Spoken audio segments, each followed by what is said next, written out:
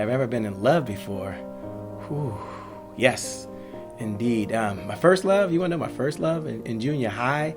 Karen Evans. Now, I went to Godwin Middle School. I remember there I was. And she was a cheerleader. I didn't think I had a shot in the world at even asking her out to the Friday night dance. And guess what? I didn't have a shot in the world. And boy, did I admire her for many years until we finished high school. Never got a chance to go out with her, never dated her, but always admired her. And that's certainly the biggest crush of my life. But I remember I did have another opportunity. When I was at Morgan State, we was at a Towson State University party, and it was a Greek party. And it was an AKA party. And of course, I'm a good Kappa man. Shout out to those Kappa brothers out there. And I saw her, didn't have the guts to talk to her. She was a little older than me. So I talked to her sister, who was also my fellow Greek as well. And I asked for her number, and I got her number, and did all those things you have to do to try to make them like you, if you would.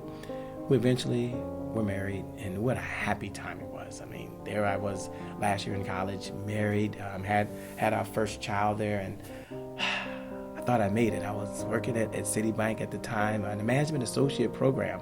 Imagine, I was the only at the time person from HBCU brought into that program after they interviewed over 700 applicants. So I'm there in this program. I have my lovely bride.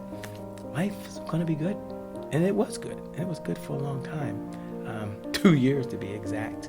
And then one day she decided the time had come. She left. I didn't find out a couple weeks later that I was getting a divorce. And it was tough. My parents were both divorced. And I didn't think that would ever happen to me. I thought I would do things a little bit differently. I really did. I was sad. Depressed is really the word. Financially, just a hit. And you don't know how to handle those situations. I remember talking to my grandmother. She's no longer with us. She used to live in Trenton, New Jersey. Bless her heart. And I was there. And I remember the words that she told me. And she said, "Don't worry. The next one will catch your eye." And I thought to myself, there is no next one. There really isn't. But I was wrong. So I go through a divorce, as tough as it was. The next one, well, she did catch my eye. She did catch my eye. Oh, she was beautiful. And so I found an opportunity. We decided to get married. And so you kind of get back going again. You get a smile, you get a gleam. You're there.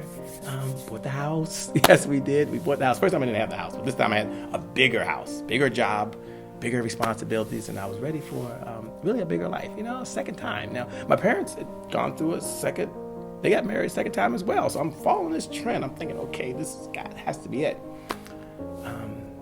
And I wish that's how the story ended. I really did. I mean, the question was, have I been in love? Yes. But I want you to think about this.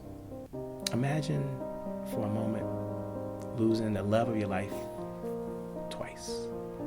The second time, it was just boom, just hit. Never saw it coming. There's a gentleman out there that always talks about the punch you never saw coming. It wasn't a punch, it was the hit that I never saw coming. It was the embarrassment with my friends, with my family, and at the time I thought people would care about me. They did care about me. And all this was in my own head because I'm thinking, wow, Jay, what are you doing wrong? What do you have that they don't have? How come they're still married? How come they're still happy? How come you're not? Why?